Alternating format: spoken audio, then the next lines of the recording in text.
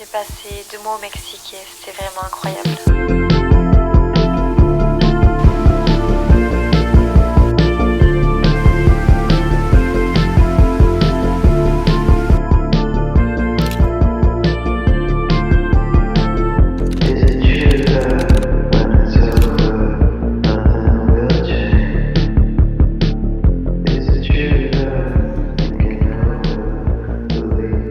Alors on a commencé par se rendre sur la petite île d'Holbox.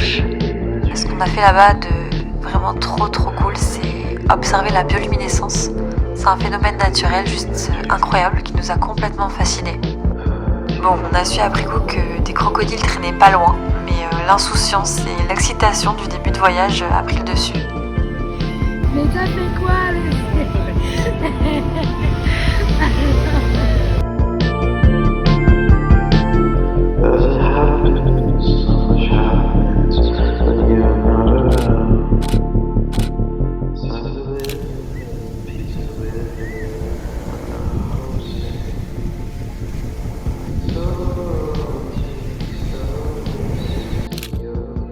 On a pu découvrir les fameuses cénotées. Ce sont ces piscines naturelles cachées dans la jungle qui auraient été créées lors de l'impact d'une météorite il y a environ 65 millions d'années.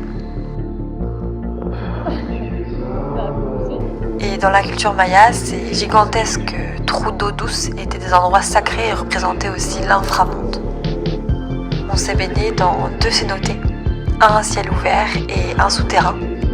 L'eau y est douce et translucide et le lieu est complètement mystique. J'avais un peu cette sensation qu'on était dans les entrailles de la Terre.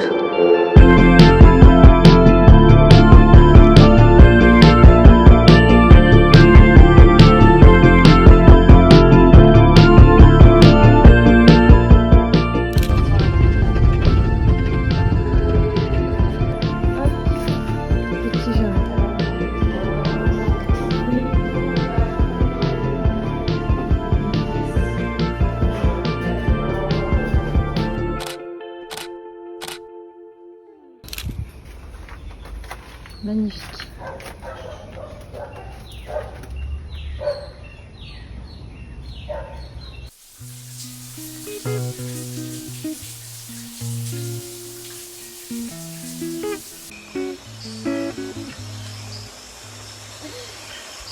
On vient d'arriver à Bacalar et on arrive directement à sentir qu'on va adorer ce lieu.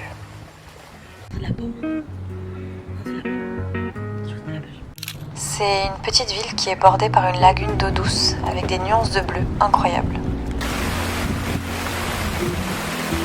On la surnomme la lagune aux 7 couleurs et on comprend pourquoi.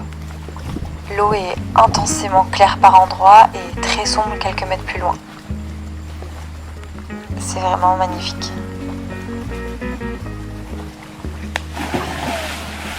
Organismo al principio de la vida en la tierra.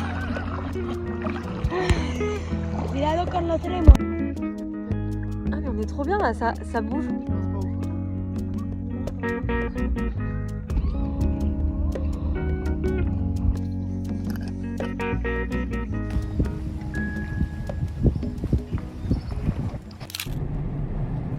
Au bout de cette route se trouvent les ruines de Calakmul. C'est l'une des plus anciennes et des plus puissantes cités mayas découvertes au Mexique.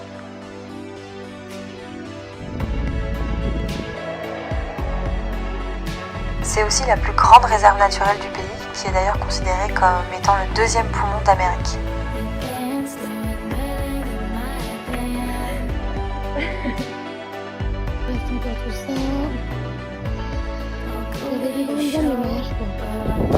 On a trouvé ce lieu hors du temps et très impressionnant. Les temples sont à moitié engloutis par la jungle et il y a les cris des singes hurleurs qui résonnent partout autour.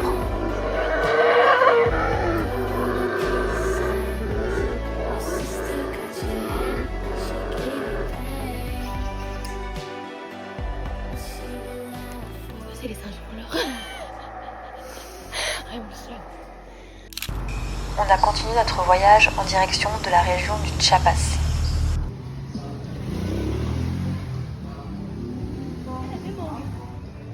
Il y a de la menthe.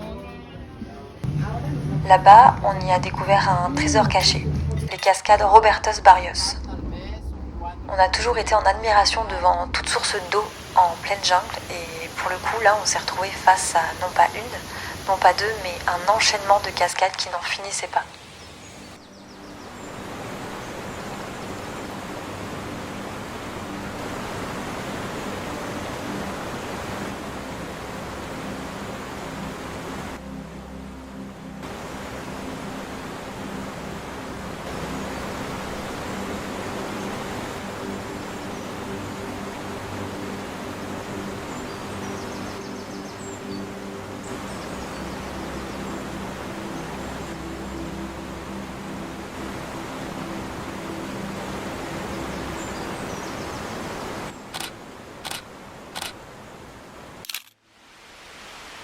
Après les ruines de Calakmul, on est parti explorer celle de Palenque.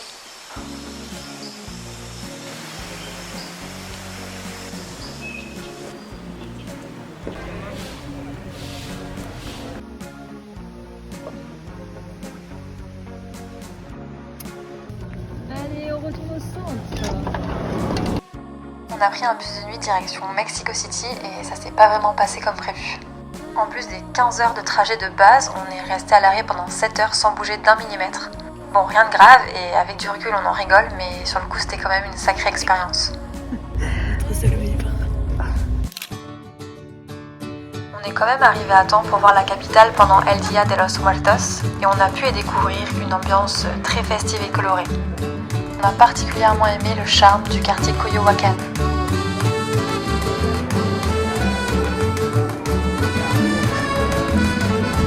On n'a jamais été aussi organisé.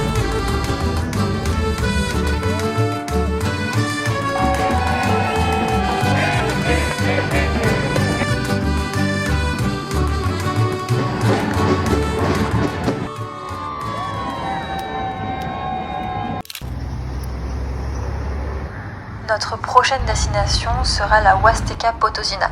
Et pour y arriver, nous sommes passés par la ville coloniale de San Luis Potosí.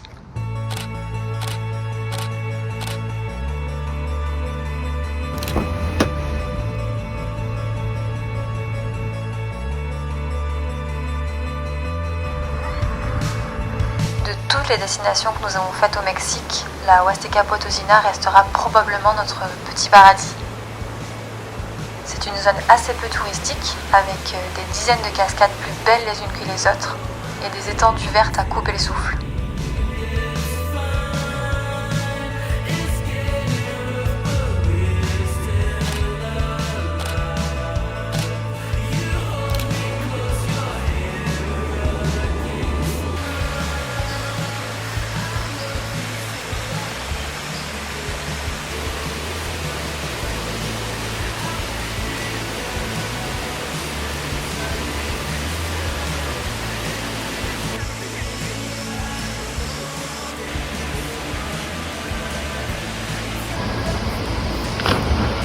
Oh là là là là.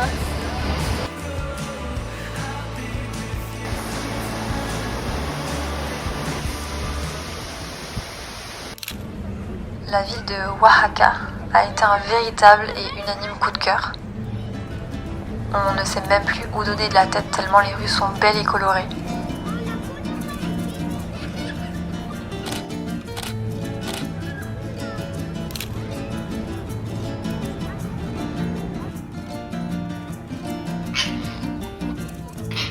Ouais.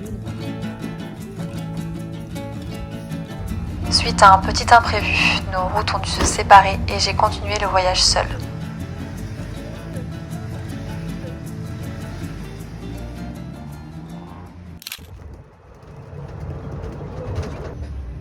J'ai décidé de passer 2 semaines en solitaire proche de l'océan, entre Puerto Escondido et Mazunte.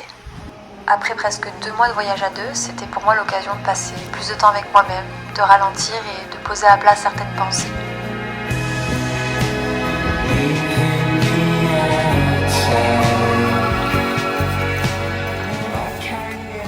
Ces 2 semaines en solo, bercées par les vagues de l'océan Pacifique, m'ont permis de ralentir le rythme effréné dans lequel on peut facilement tomber en voyage. De revenir à des choses plus essentielles. D'accepter de faire moins, mais plus intensément. d'encore plus prendre le temps de regarder et comprendre ce qu'il se passe autour de moi et en moi.